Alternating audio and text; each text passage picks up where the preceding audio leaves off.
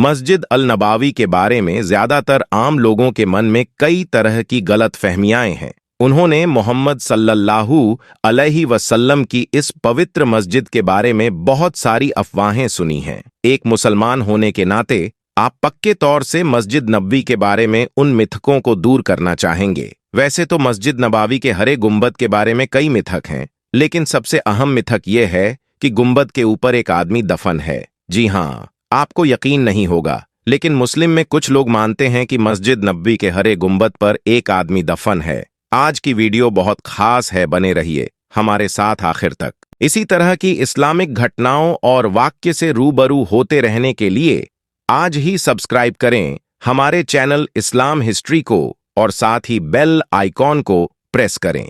दोस्तों, गुंबद खिजरा यह वह गुंबद है जो दुनिया के हर मुसलमान के दिल में बसता है। यही वह गुंबद है जिसके नीचे दुनिया की सबसे अजीम, सबसे पाक हस्ती नबी सल्लल्लाहु ताला अलैहि वसल्लम दफन है। दुनिया में कोई ऐसा मुसलमान नहीं जिसके दिल में गुंबद खिजरा और प्यारे आका सल्लल्लाहु ताला अलैहि वसल्लम की कब्र मुबारक की जियारत करने की ख्वाहिश ना हो। दोस्तों, आज की खास वीडियो में मैं आपको नबी सल्लल्लाहु ताला अलैहि वसल्लम की कब्र से जुड़ी वह रहस्यमय बातें बताने वाला हूं जो शायद आपने पहले कभी नहीं सुनी होगी। आज की इस वीडियो में हम इन पॉइंट्स पर बात करेंगे। नबी अलैहिस्सलाम कब और कहां दफनाए गए, नबी अलैहिस्सलाम की कब्र मुबारक के साथ क्या क्या हादसा पेश आए हैं, नबी सल्लल्लाहु ताला अलैहि वसल्लम की कब्र के ऊपर इतनी बड़ी बिल्डिंग और गुंबद खिजरा कब और किसने बनाया, नबी अलैहिस्सलाम की असल कब्र को आखिरी मर्तबा किसने देखा था और क्या हुआ था जब नबी सल्लल्लाहु ताला अलैहि वसल्लम की कब्र से उनके जिस्म मुबारक को चुराने की कोशिश की गई थी। सब जानेंगे दोस्तों।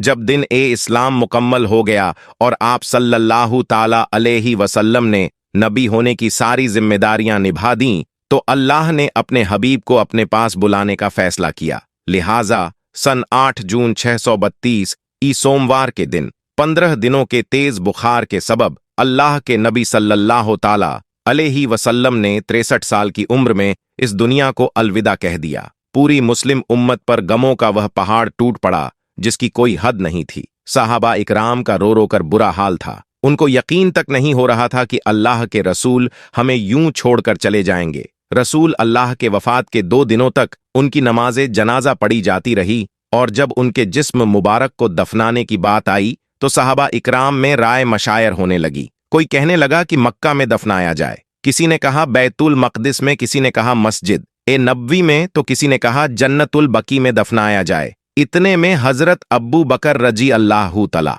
अन्हु ने कहा कि मैंने रसूल अल्लाह से खुद सुना है कि पैगंबरों को उसी जगह दफनाया जाता है जहां उनकी वफात होती है। और दोस्तों, नबी सल्लल्लाहु ताला अलैहि वसल्लम की वफात उनकी बीवी हजरत आयशा रजी अल्लाह ताला अन्हा के हुजरे में हुई थी। लिहाजा रसूल अल्लाह के पाक जिस्म मुबारक को वहीं दफनाया गया।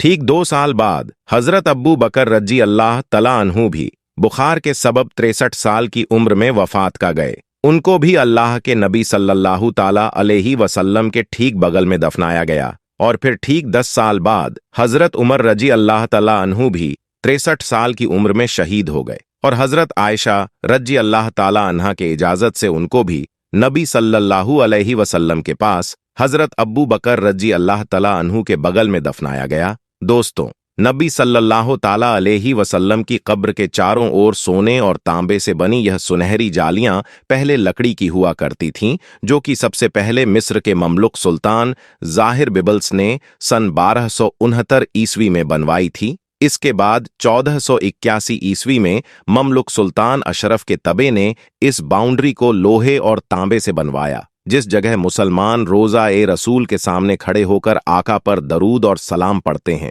वहां की जाल में 3 खास सुराख दिखाई देते हैं। इस सुराख के बिल्कुल सामने नबी सल्लल्लाहु ताला अलैहि वसल्लम की कब्र मुबारक है और इस सुराख के सामने हजरत अब्बू बकर और इस सुराख के सामने हजरत उमर रज़ी अल्लाह तआला अन्हु का कब्र मुबारक है। कुछ लोग सोचते हैं कि इन सुराखों से हमें नबी सल्लल्लाहु अलैहि वसल्लम की असल कब्र मुबारक दिखाई देती है, जबकि ऐसा मुमकिन ही नहीं है। इन सुराखों से सिर्फ एक हरा कपड़ा दिखाई देता है। असल कब्रें तो 3 दीवारों के पीछे होती हैं। अब यह 3 दीवारें कौन सी हैं, कब बनी थीं, किसने और क्यों बनाई थीं? आइए इतिहास में पीछे चलते हैं। जिस जगह नबी सल्लल्लाहु ताला अलैहि वसल्लम की कब्र मुबारक है, वह हजरत आयशा रजी अल्लाह ताला अन्हा का हुजरा या घर था, और इसी घर के आसपास नबी सल्लल्लाहु ताला अलैहि वसल्लम की बाकी बीवियों के घर भी थे। मगर नबी सल्लल्लाहु ताला अलैहि वसल्लम की वफात के 80 साल बाद ही, यानी 711 ईस्वी में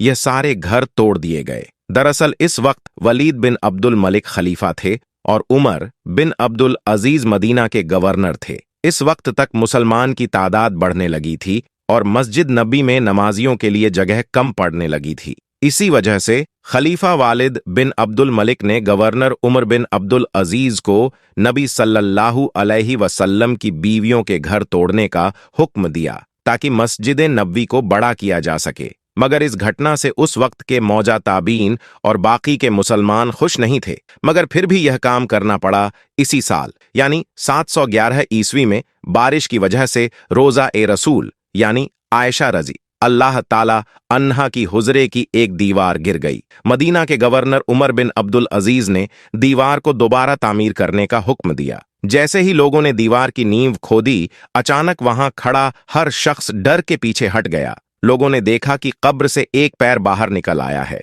लोगों में हड़बड़ा मच गई कि यह पर मुबारक रसूलुल्लाह सल्लल्लाहु अलैहि वसल्लम का है। मगर बाद में उर्लाब बिन जुबैर ने उस पैर मुबारक को ध्यान से देखा और कहा कि यह पैर रसूल अल्लाह का नहीं है, बल्कि हजरत उमर रजी अल्लाहु तला अन्हु का है। इसके बाद कब्र को ठीक करके उमर बिन अब्दुल अजीज ने काले पत्थरों से उसे दीवार की मरम्मत कराई। इस एक दीवार को छोड़कर बाकी की 3 दीवारें और छत आज भी वैसे की वैसी ही हैं जैसे नबी सल्लल्लाहु अलैहि वसल्लम के दौर में बनाई गई थी। उमर बिन अब्दुल अजीज ने महसूस किया कि यह दीवारें कमजोर होने लगी हैं, लिहाजा उन्होंने इन दीवारों के भी इर्द गिर्द एक मजबूत पत्थरों की दीवार जो 5 कोनों की थी। 5 कोनों की दीवार बनाने की वजह यह थी कि उन्होंने सोचा कि अगर 4 कोनों की दीवार बनी तो कहीं लोग इसे भी काबा समझकर इसका तवाफ करना शुरू न कर दें। इसलिए उमर बिन अब्दुल अजीज ने ऐसी 5 कोणों की दीवार बनाई। इसके बाद सन 1279 ईस्वी में नबी पाक सल्लल्लाहु ताला अलैहि वसल्लम की कब्र मुबारक पर पहले गुंबद तामीर किया गया, जो कि मिस्र के ममलुक सुल्तान मंसूर कलाओं ने बनवाया था। यह गुंबद लकड़ी का हुआ करता था। फिर 1476 ईस्वी में मिस्र के ही एक और ममलुक सुल्तान अशरफ के तबे ने मस्जिद ए नबवी को गिराकर दोबारा तामीर किया था। इसी तामीरी काम में उन्होंने रसूल अल्लाह की कब्रें मुबारक पर बने लकड़ी के गुंबद को हटाकर उसकी जगह पत्थर का गुंबद बनवा दिया। सन 1481 ईस्वी में मस्जिद नबवी में एक अफसोसनाक हादसा हो गया। मस्जिद ए नबवी के पास बहुत जोर से आसमानी बिजली गिर गई, जिसकी वजह से मस्जिद ए नबवी में आग लग गई। यह आज रोजा ए रसूल तक पहुंच गई थी, मगर कब्रों को कोई नुकसान नहीं हुआ था। इसी हादसे को देखते हुए सुल्तान अशरफ के तब्बे ने 5 कोनों वाली दीवार की इर्द गिर्द एक और मजबूत दीवार बनवा दी, ताकि किसी भी हादसे से कब्रों को बचाया जा सके। इस दीवार पर उन्होंने हरा कपड़ा यानी गिलाफ चढ़ावा दिया था। अब जब जायरीन सुनहरी जालियों से रोजा ए रसूल के अंदर देखते हैं तो उनको यही हर कपड़ा दिखाई देता है। इस हादसे के बाद सुल्तान के तब्बे ने नबी सल्लल्लाहु अलैहि वसल्लम और अब्बू बकर उमर रजी अल्लाह तला अन्हु की कब्रों की साफ सफाई करने का फैसला किया। अब किसी आम इंसान को तो नबी सल्लल्लाहु ताला अलैहि वसल्लम की कब्र को छूने की इजाजत नहीं दी जा सकती। लिहाजा इस काम के लिए उस वक्त के बड़े मुतक्की और परहेजगार औलमा अली इब्ने अहमद अल समुद्दी रहमतुल्लाह अलैह को चुना गया। सबसे बड़ी परेशानी यह बनी कि कब्रों तक पहुंचा कैसे जाएं, क्योंकि उमर बिन अब्दुल अजीज ने जो 5 कोनों वाली दीवार बनाई थी उसमें ना कोई खिड़की थी ना ही कोई दरवाजा। लिहाजत पाया गया कि इस दीवार के नीचे गड्ढा खोदकर अंदर जाया जाए। समुदी रहमतुल्लाह अलैह फरमाते हैं कि मैं जैसे ही रोजा ए रसूल के अंदर पहुंचा, मैंने वह खुशबू महसूस की जो मैंने आज तक नहीं की थी। मैं कई देर तक आका की कब्र के सामने खड़ा रहा और लगातार उन पर दुरूतो सलाम पेश करता रहा। मैंने देखा कि जमीन समतल हो चुकी थी। कब्रों की पहचान करना भी मुश्किल था। दोस्तों, समुद्री रहमतुल्लाह अलैह वह आखिरी शख्स थे जिन्होंने नबी सल्लल्लाहु अलैहि वसल्लम की असली कब्र ए मुबारक की जियारत की थी। उनके बाद आज तक 500 सालों से न किसी ने नबी सल्लल्लाहु अलैहि वसल्लम की कब्र को देखा है, ना ही उनकी कब्र की कोई फोटो है। मस्जिद ए नबवी के सफाई कर्मी या किसी देश का कोई मौज शख्स भी जब रोजा ए रसूल के अंदर जाता है तो वह सिर्फ उसे हर एक गिलाफ वाली दीवार तक ही जा सकता है, उसके आगे नहीं। सन 1813 ईस्वी में ओटोमन सुल्तान मोहम्मद सेकंड ने 1279 ईस्वी में रोजा ए रसूल पर बने गुंबद को हटा दिया और एक बड़ा गुंबद बनाया जिसे आज हम गुंबद खिजरा कहते हैं। उन्होंने यह गुंबद अपनी एक मन्नत के तौर पर बनाया था। उस वक्त के उलमा इकराम ने इनको रोकना चाहा, मगर सुल्तान महमूद नहीं माने। कुछ सालों के बाद ही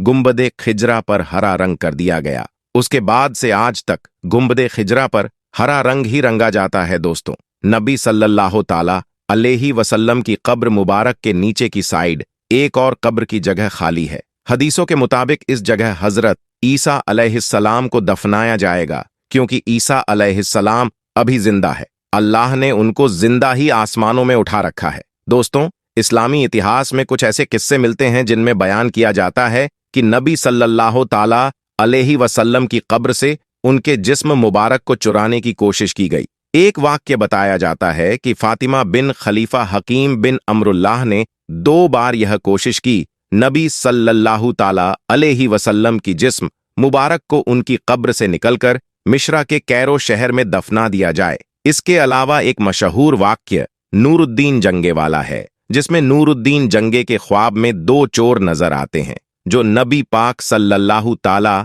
अलैहि वसल्लम की कब्र मुबारक को चुराते हुए दिखाई देते हैं। नूरुद्दीन जंगे बिना वक्त गवाए बगदाद से मदीना पहुंच जाते हैं और जब तहकीक की जाती है तो पता चलता है कि 2 ईसाई थे जो मुसलमान के भेष में मदीना में रह रहे थे और अपने घर से नबी सल्लल्लाहु ताला अलैहि वसल्लम की कब्र तक सुरंग खोद रहे थे ताकि नबी सल्लल्लाहु ताला अलैहि वसल्लम के जिस्म मुबारक को कब्र से चुरा कर ले जा सके। उन दोनों ईसाइयों को पकड़ लिया जाता है और उनको फांसी पर लटका दिया जाता है। दोस्तों, यह वाकयात सही है या मनगढ़ंत, मैं यकीन के साथ नहीं कह सकता। खैर, उम्मीद करता हूं कि वीडियो से आपको बहुत कुछ सीखने को मिला होगा। जाते जाते वीडियो को लाइक और चैनल को सब्सक्राइब जरूर कर लीजिए।